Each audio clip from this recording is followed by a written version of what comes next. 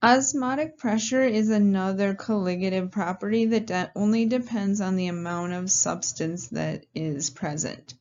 So osmosis is the flow of solvent from a solution of low concentration to a solution of high concentration.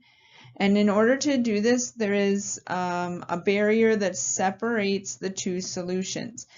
So in chemistry, we make semi-permeable membranes, so membranes that allow the solution to the solvent to flow between the two cells. In our body, this semi-permeable membrane is actually a cell wall. And so it allows our solvent to flow through, but not the solute. So osmotic pressure is the amount of pressure needed to keep our flow from taking place.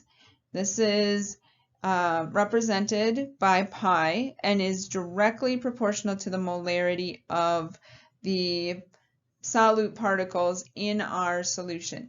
Because we're dealing with a pressure, we need to have units that include pressure, and so the ideal gas constant in this case is the 0.08206 because we have units of atmospheres times liters over moles times Kelvin. Our equation is pi equals m, which is our molarity,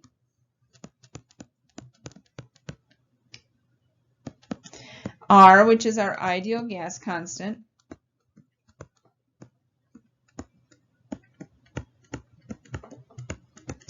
and T, which is temperature.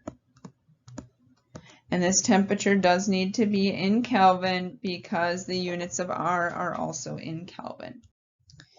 In our osmosis cell, we have pure solvent, in this case water, on one side. We have a semi-permeable membrane that separates a solution on the other. And so the semi-permeable membrane allows the water to flow through, but not the solute particles. And the water wants to move towards the solution in order to try and equalize the concentration. Now, at a certain point, when the level of liquid rises, this is what produces our osmotic pressure. So at a certain point, the water will quit flowing because there is pressure pushing down, more pressure pushing down on the solution. And so this is what we refer to as our osmotic pressure. So let's see if we can calculate the osmotic pressure of a solution that contains 5.87 milligrams of a protein in every 10 milliliters. And we know the osmotic pressure is 2.45 torr at 25 degrees Celsius. So we are going to want to figure out the molar mass of that unknown protein. We're going to use our equation. And so we know the osmotic pressure. We're going to have to calculate it and do a unit conversion from torr into atmospheres because that is the unit on our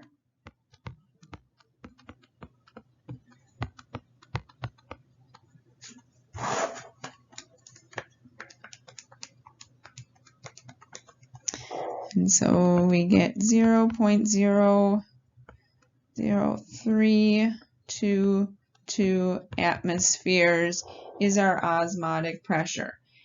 R is a constant, T is temperature, so 273.15 plus 25 degrees Celsius gives us 298 Kelvin.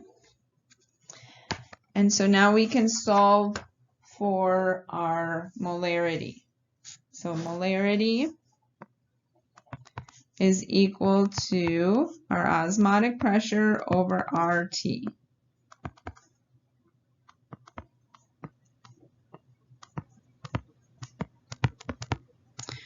R again is the 0.08206 because we have units of pressure. And our temperature, 298.15, needs to be in Kelvin so that our units cancel. So our molarity is equal to 1.318 times 10 to the negative 4 molar. Now if we want to figure out how many moles we have, we know we have 10 milliliters. We can convert to liters. And then use our molarity.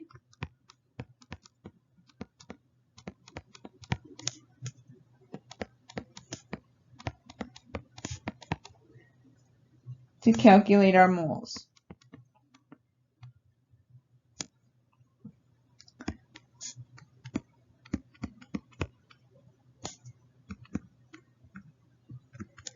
Now that we have moles, we can find the molar mass of our protein, because molar mass is equal to grams over moles.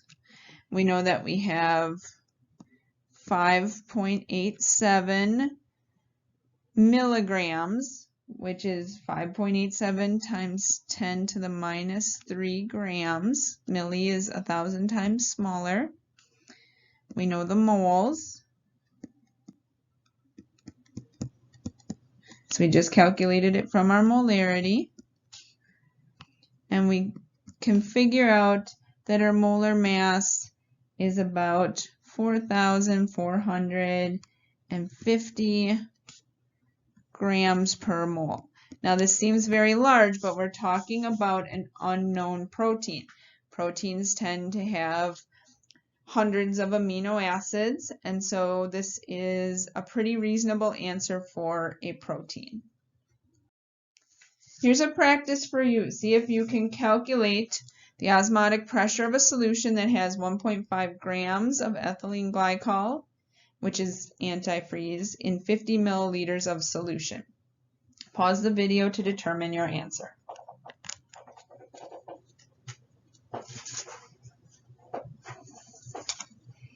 We're going to use the equation for osmotic pressure. So we're going to have to convert our temperature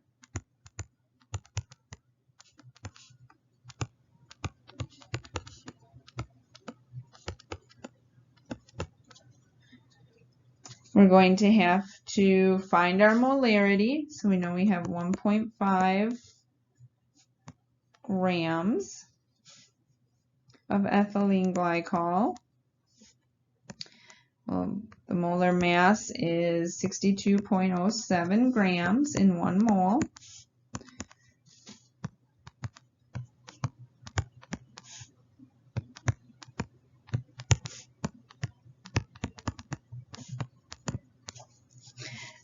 We have 50 milliliters, so we have to convert that to liters.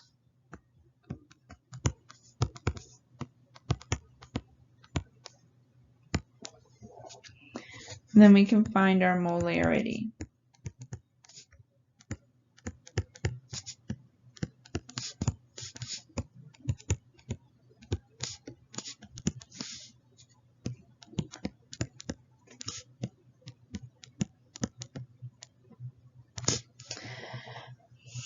Now we can use our equation. We're trying to calculate osmotic pressure. We know we just calculated the molarity.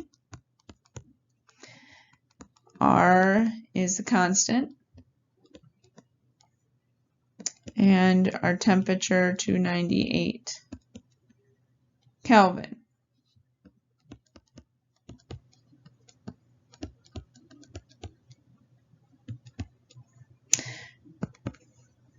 So our answer is going to be 11.83 atmospheres is our osmotic pressure for 1.5 grams of ethylene glycol. Up until this point, we've been talking about molecular solutes, but if we have ionic compounds, because they break apart into their ions, theoretically, they are going to have twice the effect if it breaks into 2 ions, or 3 times the effect if it breaks into 3 ions that our molecular compounds have for our colligative properties. So for sodium chloride, we would expect it to have 2 times the effect because we have 1 sodium and 1 chloride. When we actually measure it, it is not quite 2 times, and part of this has to do with the attraction for some of the solute particles to themselves. So they might not 100% dissociate. There might be a little ion pairing in the solution. But if we have ionic compounds, our expected result would be the number of ions that form in the solution. Our bodies have a naturally occurring concentration of salt in them. If the salt concentration inside the cell matches that which is outside the cell, this is called isosmotic. Or if we're specifically talking about cells, then we can call it isotonic. So the isotonic solution, our cells are completely in their natural state. So we have a picture of an isosmotic solution and some normal red blood cells. However, if the solution surrounding the cells changes, it can have an effect on the blood cell, or on cells in general, but in the picture, blood cells. So if we have hyperosmotic solution, it has a higher osmotic pressure, so increased osmotic pressure.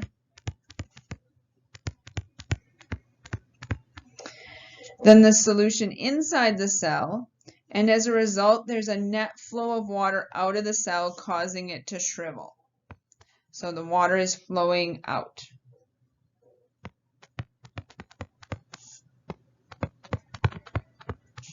Moving out of the cell, causes it to shrivel. If, on the other hand, we have a hypoosmotic solution with a lower osmotic pressure,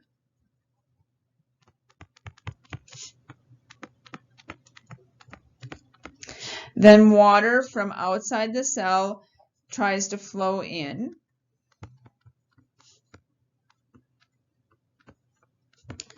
And it causes the cells to swell, to become larger.